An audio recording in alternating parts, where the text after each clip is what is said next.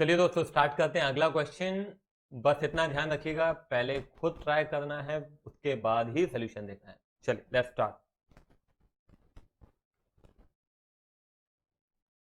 सबसे पहले as always हमको क्या करना है, हेडिंग डालनी है। तो यहाँ पे मैं हेडिंग डालता हूँ डबल कॉलम कैश बुक। ठीक है, कैश इन हैंड। तो यहाँ पे मैं क्या करूँगा, सबसे पहले 1 अक्टूबर। ठीक है, क्या लिखूंगा बोलिए, to balance brought down. Cash है हमारे पास 25,000 और बैंक में पैसे हैं 75,000। ठीक है, ये हो गया। Bought goods against cheque. अब गुड्स खरीद रहे हैं, कब खरीद रहे हैं, 7 अक्टूबर को खरीद रहे हैं, पैसे जा रहे हैं, परचेजेस में जा रहे हैं, चेक से जा रहे हैं, तो बैंक से कम हो जाएंगे 15,000। राइट, ये भी डन है। Bought goods 5,000। अब बॉट गुड्स है, कुछ नहीं लिखा है, चेक या कैश, तो ऑब्वियस सी बात है कैश एज्यूम करते हैं हम। 8 अक्टूबर क्या लिखना है, बाय परचेजेस, बाय परचेजेस। ठीक है, 5,000, तो ये 5,000 हो गया। ये, हम्म। उसके बाद है, ये डन है। Honoured own acceptance by cheque ₹5,000। बोलिए ये क्या है सर, ये तो हमने कभी सुना ही नहीं है, ये honoured our own acceptance by cheque. हाँ बेटा, ये आपने कभी नहीं सुना है, उसका कारण है, आगे चल के एक चैप्टर हमने पढ़ना है। चैप्टर का नाम है बिल्स ऑफ एक्सचेंज। क्या नाम है, बिल्स ऑफ एक्सचेंज। तो वो, उसमें ये कंसेप्ट कवर होता है।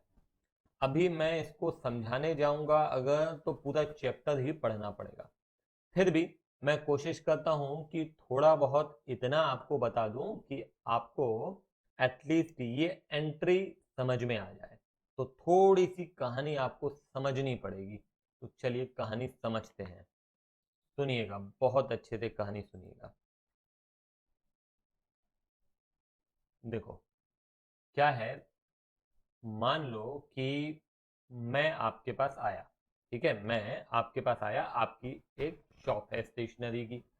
मैंने आपको कहा कि मुझे एक किताब चाहिए, अकाउंट्स की बुक चाहिए। आपने कहा हाँ ये किताब है 600 रुपए की। मैंने कहा ठीक है। मैंने कहा मुझे उधार दे दो, तो आप कहते नहीं नहीं उधार नहीं देते। मैंने कहा भाई मैं टीचर हूँ, आपका टीचर हूँ, आप उधार नहीं दे सकते। बोला नहीं नहीं नहीं। मेरे बहुत रिक्वेस्ट करने के बाद आपने कहा चलो ठीक है दे देते हैं, मगर कल को आप मुझे पैसे ना दो तो मैं आपके खिलाफ कोई लीगल एक्शन तो ले सकूं, इसीलिए मुझे ये सारी चीजें रिटर्न में चाहिए। मैंने कहा क्या रिटर्न में चाहिए। बोला आप पैसे कब दोगे। मैंने कहा मैं 1 महीने बाद दूंगा या 2 महीने बाद दूंगा। तो आप कहते हो कि चलो ठीक है 1 महीने बाद दोगे ना, मुझे एक पेपर पे साइन करके दो कि मैं 1 महीने बाद पैसे दूंगा। ठीक है, तो मैंने कहा ठीक है मैं रेडी हूं। आपने एक पेपर उठाया और उस पेपर में आपने लिखा, आपने लिखा आई ऑर्डर यू टू पे ₹600 आफ्टर 1 मंथ। बोला ये मेरा ऑर्डर है, इसको एक्सेप्ट कर लो, कर दो यहाँ पे साइन। कल को आप नहीं दोगे तो मेरे पास ये प्रूफ है। मैं कहता हूँ ठीक है, मैंने साइन करके आपको वो दे दिया। अब मेरी नजर से देखिए, मैं इसको कहूंगा एक्सेप्टेंस। क्या कहूंगा, एक्सेप्टेंस। एक्सेप्टेंस के अलावा भी मैं कुछ कहूंगा, हाँ मैं इसको कहूंगा बिल्स पेबल। मैं क्या कहूंगा, बिल्स पेबल, या फिर इसको कहा जाता है एक्सेप्टेंस। जर्नल एंट्री के अंदर एक्सेप्टेंस नहीं लिखते हैं, आप बोलचाल में एक्सेप्टेंस का इस्तेमाल कर सकते हैं, मगर जर्नल एंट्री में इसको लिखा जाता है बिल्स पेबल, या शॉर्ट में लिखा जाता है बीपी, बी ऑब्लिक पी। तो बीपी, बिल्स पेबल। ठीक है, क्यों, क्योंकि मेरे लिए लायबिलिटी है। जो मैंने आपको कागज का टुकड़ा दिया है वो है बिल, क्या कहेंगे उसको, बिल। मेरे लिए है बिल्स पेबल, आपके लिए है बिल्स रिसीवेबल। क्या कहा मैंने, आपके लिए है बिल्स रिसीवेबल क्योंकि आपको उसमें से पैसा लेना है, मेरे को इसमें से पैसा आपको देना है। तो मेरे लिए लायबिलिटी है इसलिए मैं पेबल कहूंगा, आपके लिए एसेट है आपको लेना है इसीलिए आप उसको रिसीवेबल कहेंगे। ठीक है ना। क्लियर है इतनी बात? अब ये बिल तो मैंने आपको दे दिया, मेरी नजर से देखना अभी, है ना, मैंने आपको दे दिया, 1 महीने का बिल है। 1 महीने बाद आप मेरे पास आएंगे और कहेंगे कि भैया पैसे दे दो। अभी मैंने जब आपको बिल पेबल दिया होगा तो एंट्री क्या हुई की होगी, थोड़ा सा दिमाग लगाना। मैंने पहले आपसे खरीदे गुड्स, मान लो आपका नाम है राम, है ना, तो मैंने आपसे खरीदे गुड्स, तो मैंने क्या लिखा, परचेजेस टू राम। कितना, 600 रुपए उधार में खरीदा, हाँ या ना? हाँ सर। और फिर आपको मैंने क्या दे दिया, बिल पेबल दे दिया। तो मैंने अब क्या लिखा, Ram account debited to bills payable 600। ये क्या किया, अरे भाई मैंने लिखा था कि मैंने उधार में खरीदा, राम को पैसे देने हैं, ये राम को दे दिए, मगर पैसे नहीं दिए बल्कि बिल दिया है मेरे, है ना, समझ में आ रही है बात? ये लायबिलिटी है, लायबिलिटी को मैंने क्रेडिट किया। एक लायबिलिटी ये थी, ये खत्म करके दूसरी लायबिलिटी आ गई। तो ये लायबिलिटी तो रहेगी जब तक कि आप उसको क्लियर नहीं कर देंगे। तो अंत में क्या होना चाहिए, 1 महीने बाद आप मेरे पास आओगे और मेरे को बोलोगे भाई पैसे दे दो। तो ये जो बिल पेबल है ये लायबिलिटी है मेरी, इस लायबिलिटी को मैं क्या करूंगा, खत्म। खत्म कैसे करूंगा, डेबिट करके। तो ये लायबिलिटी लो, ये मैंने लिया बिल और ये पैसे दे दिए। तो bills payable account debit to cash account, कितना, 600। इस प्रकार से मैं अपना बिल्स पेबल क्या करूंगा, क्लियर करूंगा, हाँ या ना? बिल्कुल सही। इस क्वेश्चन के अंदर थोड़ा भी डाउट है ना बेटा, पीछे ले जाओ फिर से देखो, मगर क्लियर जरूर करो। मैं और ज्यादा डिटेल में यहाँ पे अभी नहीं जा सकता, क्योंकि अगर मैं और ज्यादा डिटेल में गया ना तो ये बहुत लेंदी हो जाएगा और इतना रेलिवेंट नहीं है कि इतना ज्यादा टाइम दिया जाए, क्योंकि उसको जब चैप्टर आप पढ़ोगे ना तो ये कंसेप्ट आपका क्लियर वैसे भी होगा। अभी केवल इस क्वेश्चन के पॉइंट ऑफ व्यू से जितना डिस्क्रिप्शन मेरी तरफ से जरूरी था वो मैंने यहाँ पे दिया है। ठीक है, अब यहाँ पे देखो, honoured our own acceptance by cheque. Honoured मतलब क्लियर करना, बिल को क्लियर करना। तो मैंने यहाँ पे बिल कैसे क्लियर किया, चेक से किया। तो पैसे कहाँ से जा रहे हैं, चेक से जा रहे हैं। किस चीज के जा रहे हैं, एक्सेप्टेंस के, मतलब बिल के। तो पैसा जा रहा है, कुल मिला के पैसा जा रहा है, तो 10 अक्टूबर को मैंने लिख दिया कि पैसा जा रहा है। किस चीज में जा रहा है, बिल्स पेबल में जा रहा है, बीपी। ठीक है ना, कितना जा रहा है, 5,000 जा रहा है। तो ये इतनी छोटी सी चीज के लिए वैसे ही मैंने आपको लंबी कहानी सुनाई है, उससे ज्यादा लंबी नहीं सुना सकते, कोई सेंस नहीं है। पेड मिसलेनियस एक्सपेंसेस 14 अक्टूबर, फिर से 14 अक्टूबर, बाय मिसलेनियस एक्सपेंसेस कितने हैं, ये 150 है। कितना, कैश, ये भी हो गया। Ramesh who owed 5,000 became bankrupt. ओहो, याद है आपको, पहले भी पढ़ चुके हैं, बैंकरप्ट हो जाना, इंसॉल्वेंट हो जाना। जब व्यक्ति के ऊपर लायबिलिटी ज्यादा हो जाती हैं, वो बोलता है भैया अब मेरे पास एसेट से ज्यादा तो लायबिलिटी हो गई है, नहीं दे पाएंगे, तो इंसॉल्वेंट घोषित हो गया वो। अब यहाँ पे रमेश हु ओड 5,000 मतलब हमें जिससे 5,000 रुपए लेने थे, वो इंसॉल्वेंट हो गया। और उसमें से हमको कितना मिला, 50 पैसा इन रुपी। इसका मतलब क्या होता है, 50% होता है ना। ये सब हम जर्नल एंट्री में ऑलरेडी कवर कर चुके हैं। तो आपको यहाँ पे 50% मिल रहा है, मतलब आपको 5,000 में से कितना मिल रहा है, 2,500। तो ये लो, ये 18 अक्टूबर को मैंने क्या लिखा, मेरे को पैसा मिल रहा है, किससे मिल रहा है, रमेश से मिल रहा है। पूरी एंट्री देख लेना क्या होती है, याद है आपको? नहीं, यहाँ पे मैं लिखूंगा कैश अकाउंट डेबिट, ध्यान देना है ना, cash account debit, bad debts account debit, है ना। ऐसा लिखना नहीं है, अभी मैं आपको बता रहा हूँ। वैसे हम क्या लिखते हैं, cash account debit 2,500, bad debt account debit 2,500 to Ramesh, कितना, 5,000। आई बात समझ में? तो इसका मतलब ये है, कैश आ रहा है तो कैश कॉलम में लिखेंगे, कितना आ रहा है, 2,500 आ रहा है। कहाँ से आ रहा है, रमेश से आ रहा है, रमेश से आ रहा है 2,500।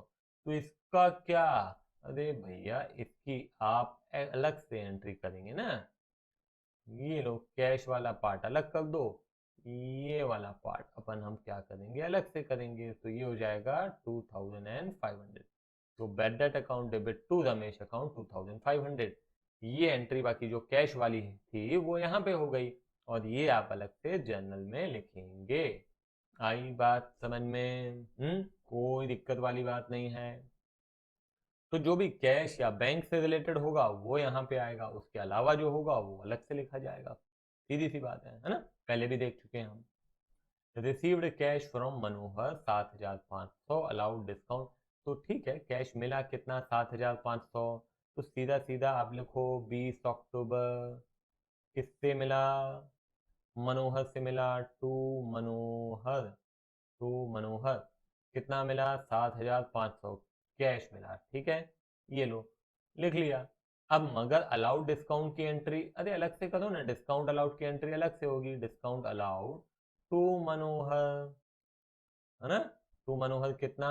250 रुपए। ये लो 250। हम्म अगर इसकी हम जनरल एंट्री पास करते तो कैसी करते? अभी करना नहीं है, ये करना आपको केवल ये है, मैं बता दे रहा हूँ फिर भी। अगर हमको जनरल एंट्री पूरी पास करनी होती तो हम क्या लिखते? Cash 7500, discount allowed account debit 250, to Manohar कितना हो जाता? 7750, 7750, इजंट इट? यस और नो? Yes sir.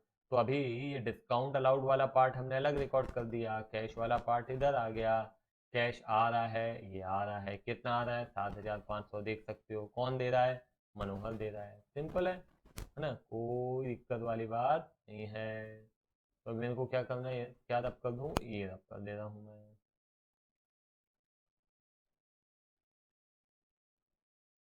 हम्म उसके बाद है 23 अक्टूबर को विड्रू फ्रॉम बैंक, बैंक से पैसे निकाल लिए तो कैश आ रहा है। 23 अक्टूबर को कैश आ रहा है। कहाँ से आ रहा है? कितना आ रहा है? 4000 आ रहा है। बैंक से आ रहा है तो ये बैंक लिख दिया।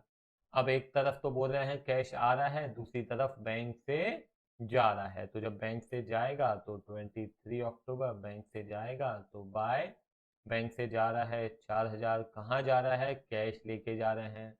क्या लिखेंगे यहाँ पे? Capital C for contra entry. Paid to Ghanshyam and company 3000। ठीक है, घनश्याम एंड कंपनी को दे दिया हमने।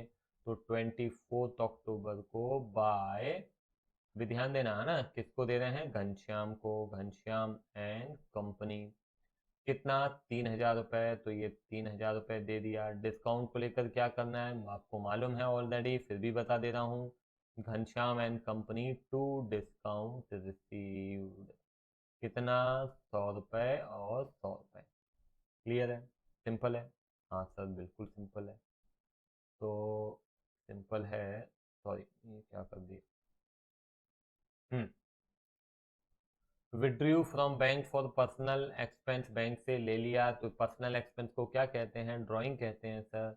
तो 25 अक्टूबर को क्या लिखूंगा मैं? By drawing. ठीक है, पैसे कहाँ से जा रहे हैं? बैंक से जा रहे हैं। कितने जा रहे हैं? 3000 जा रहे हैं। ये लो 3000। सोल्ड गुड्स, गुड्स बेचे तो कैश आएगा, कैश आएगा कब? 27 अक्टूबर को। क्या लिखेंगे बोलो? टू सेल, पैसे आ रहे हैं। कितने? 11000 रुपये। Receive cheque for goods sold, cheque मिला। चेक मिला, क्या चेक आगे चल के जमा किया है? नहीं, कुछ नहीं लिखा है, मतलब हम अज्यूम क्या करेंगे? सेम डे हमने डिपॉजिट किया है। याद आया कि नहीं? टू सेल्स, ठीक है ना? चेक मिला है तो इसको हम बैंक कॉलम में लिखेंगे। Received part payment from Akhil for 5000 and deposited 3000 out of it into bank. तो मिला कितना? 5, और 5 में से 3 जमा कर दिया बैंक में। तो 3 बैंक में आया, 2 अपने पास आया। आया 5 मगर 3 क्या कर दिया? सीधा बैंक में जमा कर दिया। तो आप अपने पास 2000 आ रहा है ना? मान लो अखिल ने आपको पेमेंट दिया, कितना? 5000 दिया। अभी 5000 लिए, सीधे चले गए 3000 बैंक, 2000 यहाँ लेके आ गए। तो बिजनेस में आया 2, बैंक में गया 3, मतलब कैश आया 2, बैंक में गया 3। तो यहाँ पे मैं लिखूंगा 29 अक्टूबर को कौन दे रहा है? टू अखिल। ठीक है, तो मैं यहाँ पे क्या लिखने वाला हूँ बताओ? ये लिखूंगा कैश में 2000 और बैंक में लिखूंगा 3000। कोई दिक्कत? चलो अब फटाफट हमको क्या करना है, टोटल करना है।